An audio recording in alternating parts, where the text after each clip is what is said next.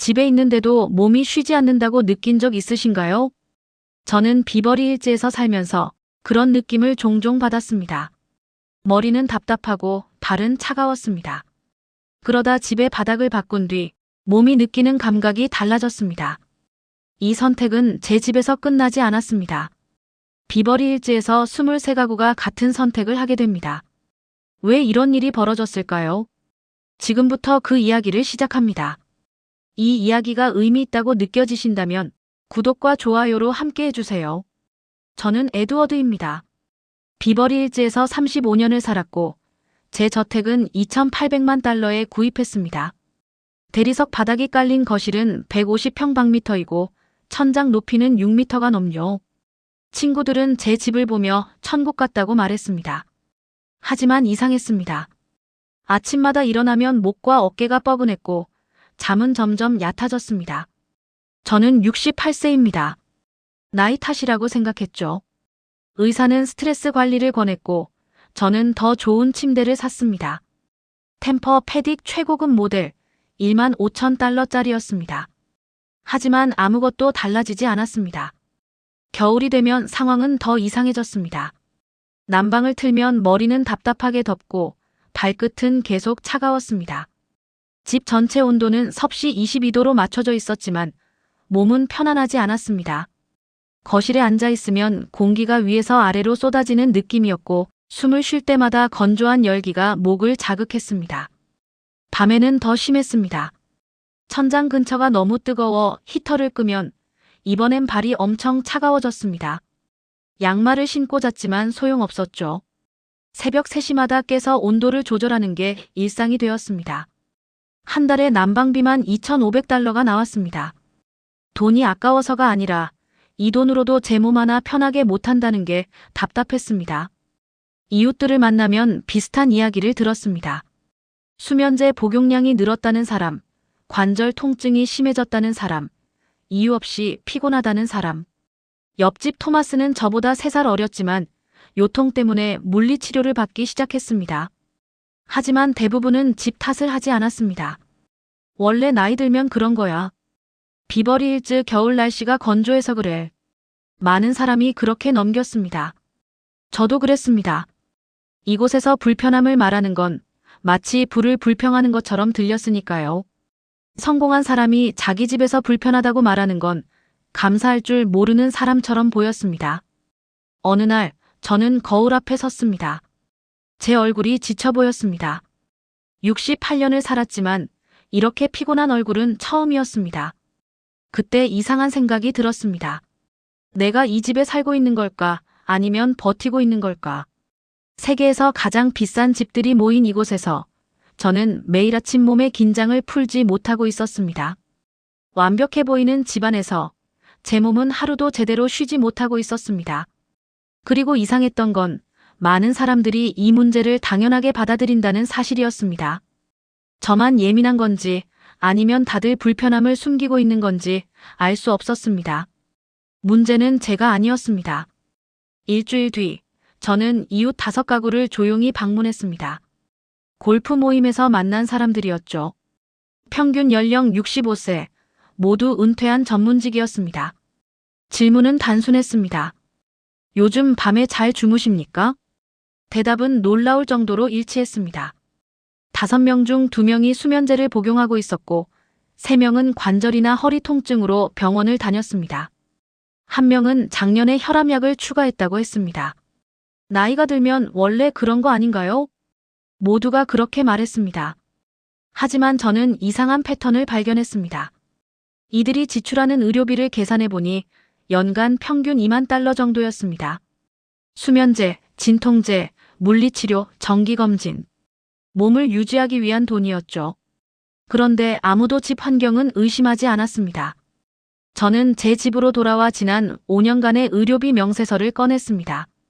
수면 클리닉 3,200달러, 정형외과 8,500달러, 검사비 4,800달러.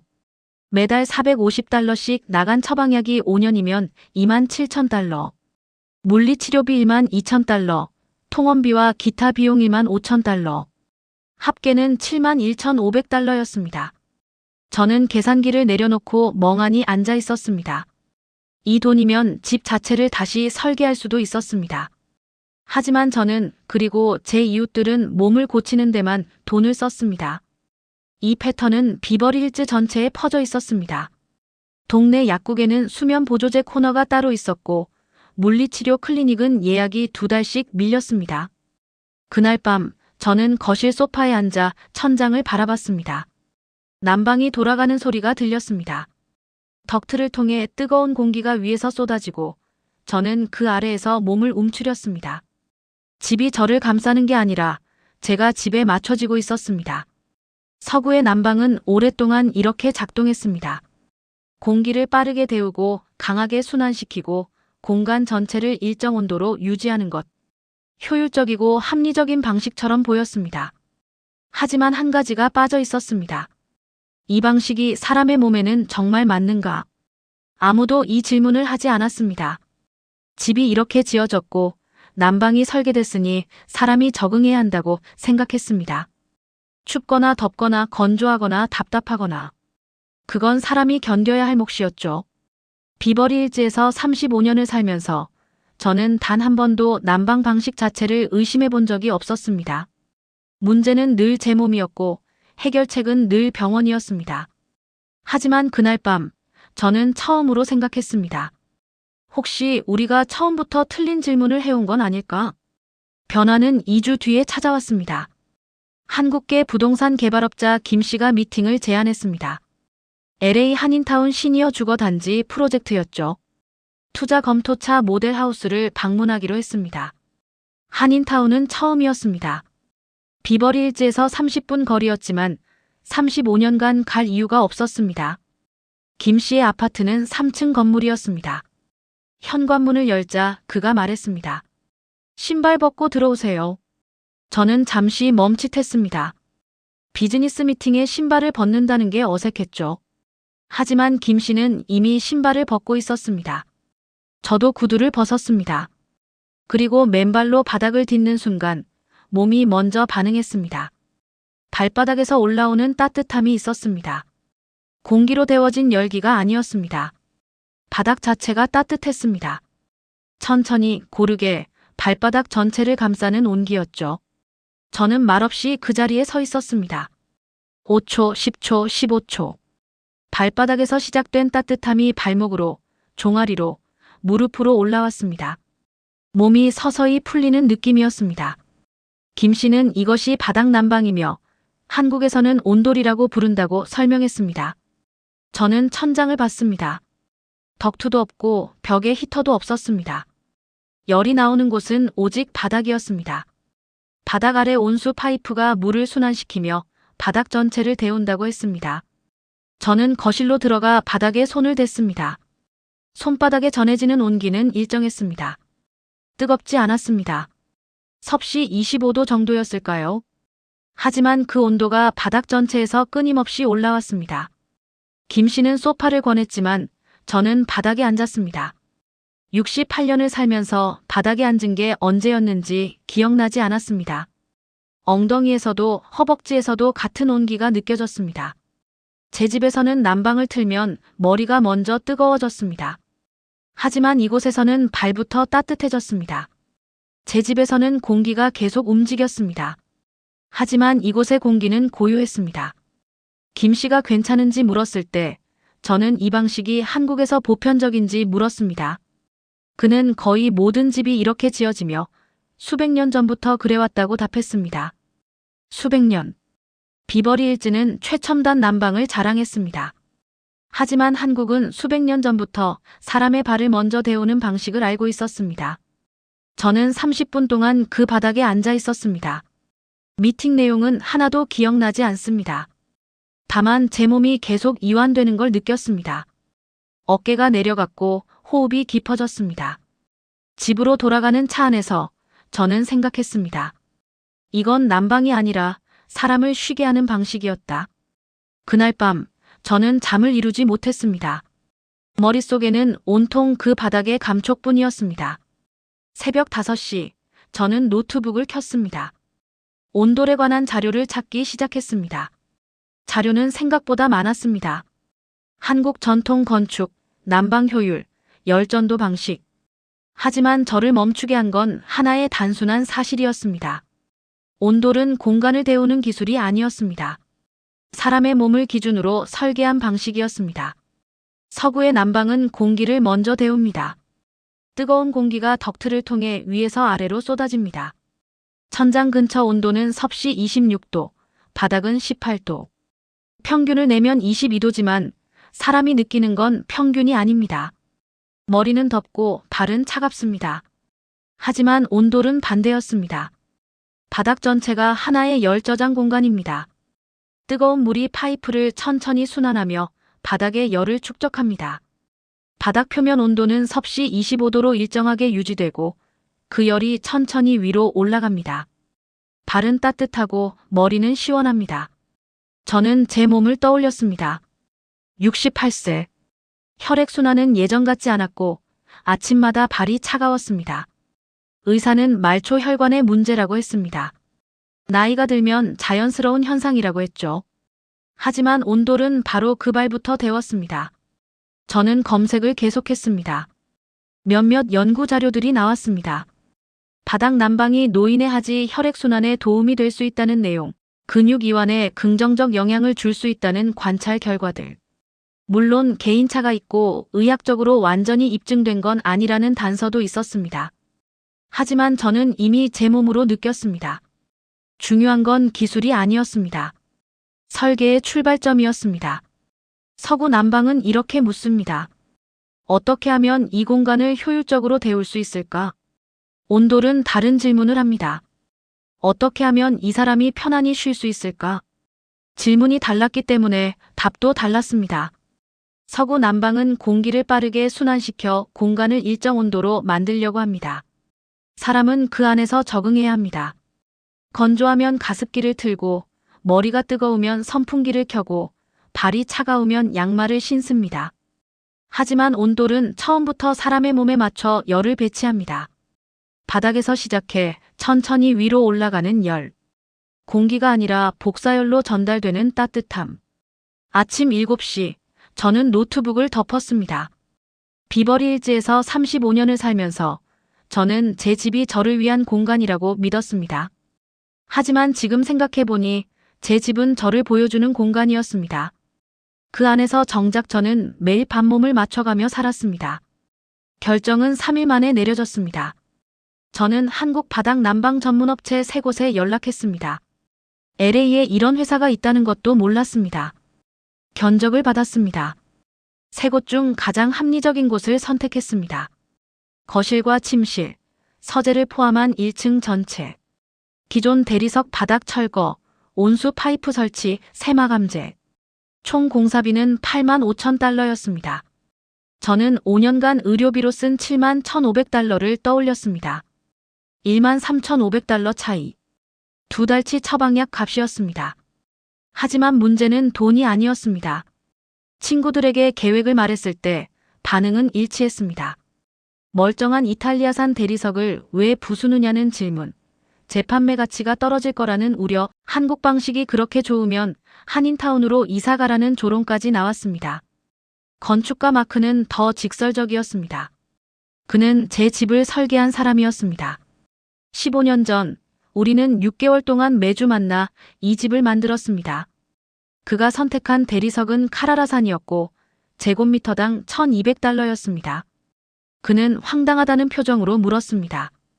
바닥 난방이 정말 필요한지, 양탄자를 깔면 안 되는지. 그는 15년 전 설계한 이 집이 훼손된다고 느꼈습니다. 전화로 소리를 질렀습니다. 하지만 저는 결정했습니다. 저는 대답할 수 없었습니다. 논리로 설명할 수 없는 확신이었으니까요. 아내가 세상을 떠난 지 3년이 되었습니다. 그 뒤로 저는 이 집에서 혼자 살았습니다. 아이들은 뉴욕과 샌프란시스코에 있었고 한 달에 한 번 전화했습니다. 이 집은 제가 세상에 보여주는 마지막 증거였습니다. 성공한 삶, 완성된 공간. 손님들은 칭찬했고 이웃들은 부러워했습니다.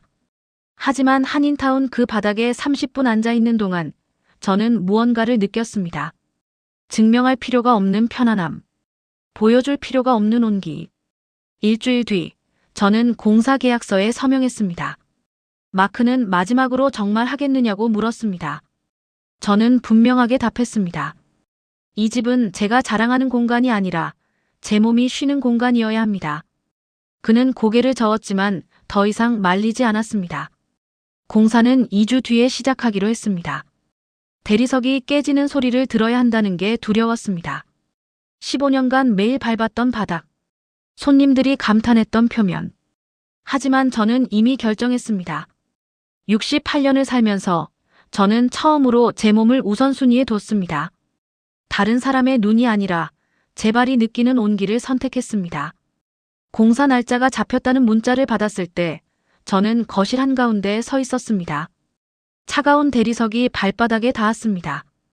2주 뒤면 이 감촉은 사라질 것입니다.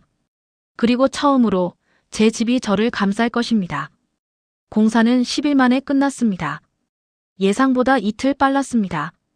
대리석이 깨지는 소리는 생각보다 조용했습니다.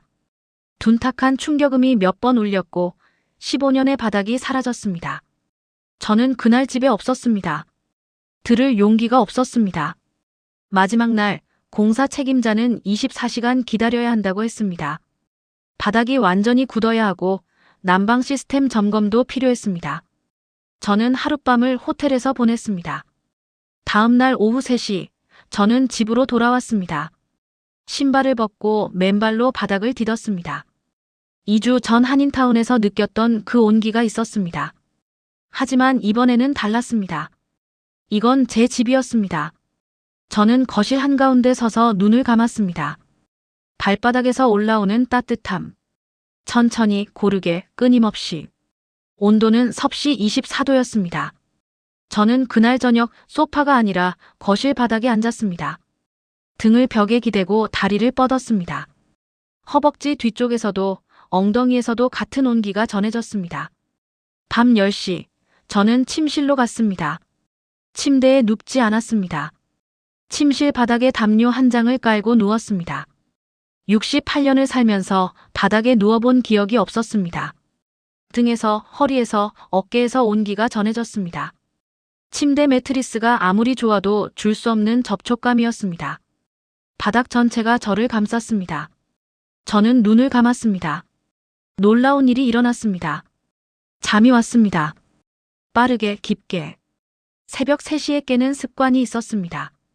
5년간 그랬습니다. 하지만 그날 밤, 저는 깨지 않았습니다. 눈을 떴을 때는 아침 7시였습니다. 8시간 한 번도 깨지 않고 저는 천천히 일어났습니다. 목이 뻐근하지 않았습니다. 어깨가 무겁지 않았습니다. 발이 차갑지 않았습니다. 거울을 봤습니다. 제 얼굴이 달라 보였습니다. 2주 전 거울에서 봤던 지친 얼굴이 아니었습니다. 화장실에 갈 때도, 부엌에 갈 때도 저는 계속 맨발이었습니다. 집안 어디를 가도 발바닥은 따뜻했습니다. 오전 10시, 초인종이 울렸습니다. 옆집 토마스였습니다. 그는 공사 내내 궁금해했던 사람이었습니다. 저는 그를 안으로 초대했습니다. 그는 신발을 벗고 거실로 들어왔습니다. 그리고 5초 만에 표정이 바뀌었습니다. 그는 믿을 수 없다는 듯 바닥을 내려다봤습니다. 저는 고개를 끄덕였습니다. 그는 10분 동안 제 거실을 걸어 다녔습니다. 손으로 바닥을 만지고 앉아보고 벽 쪽으로 갔다가 창문 쪽으로 갔다가 그가 떠나기 전에 공사업체 연락처를 물었습니다. 그날 하루 3명이 더 찾아왔습니다. 2개월이 지났습니다. 비버리 hils에서 7가구가 바닥 난방 공사를 했습니다. 모두 제 거리 반경 500m 아니었습니다. 저는 공사업체로부터 감사 메일을 받았습니다. 예상치 못한 주문이 몰렸다는 내용이었습니다. 토마스가 가장 먼저였습니다. 제 집을 방문한 지 3일 만에 계약했습니다.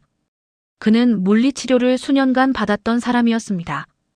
공사 후 2주가 지났을 때 저는 그가 매일 아침 동네를 30분씩 걷는 모습을 봤습니다.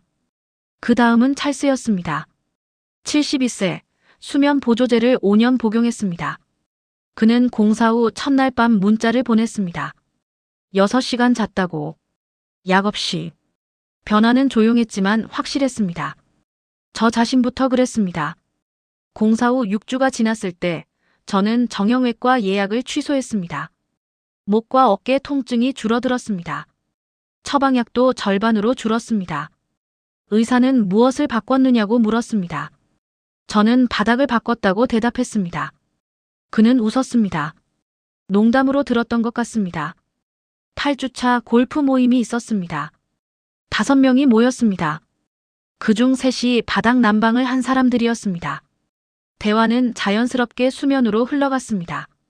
누군가 밤새 잘 잤다고 말했고 다른 사람이 약을 끊었다고 했습니다.